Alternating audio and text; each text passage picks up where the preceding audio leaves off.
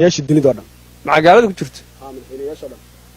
sadaaru kuwa xaga shay gaalada uba tagay gudbeen ka wadi laakiin marka xageena Soomaalida loo yimaado tii farmaajo iska kulmila ina Soomaaliya maxaad ku dooratay in farmaajo la kulanto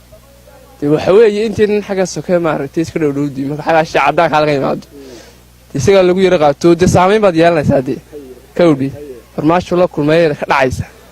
ka wadi farmaajo la kulmay de bil haysanaysa ka wadi ها waxaan war wax ku daawanaya 10 bilyan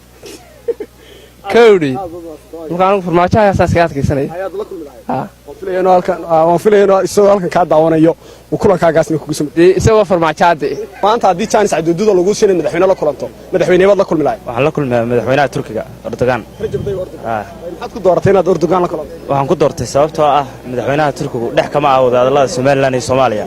marka waxaan kala hadlaynaa sababta dhex uga noqon waayay Soomaaliland iyo Soomaaliya maadaama ay soo ku xidhan tahay ictiraafka Soomaaliland isku su'aalaha maanta hadii lagu dhaw chance lagu siiyay madaxweyne inaad la kulanto madaxweyneebad la kulmilay Umar al-Bashir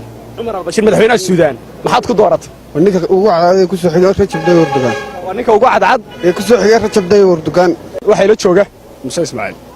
Ismaaciil maanta hadii lagu dhaw madaxweyne la kulmay madaxweynaha la kulmilay waxaan la kulmi lahaa Chimono Kuuriyada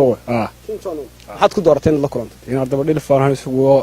waxaas u ka haray daba dhilfiyada kaasaan bila ficlahay kaasaan bila ficlahay kaasaan la kulmi lahaa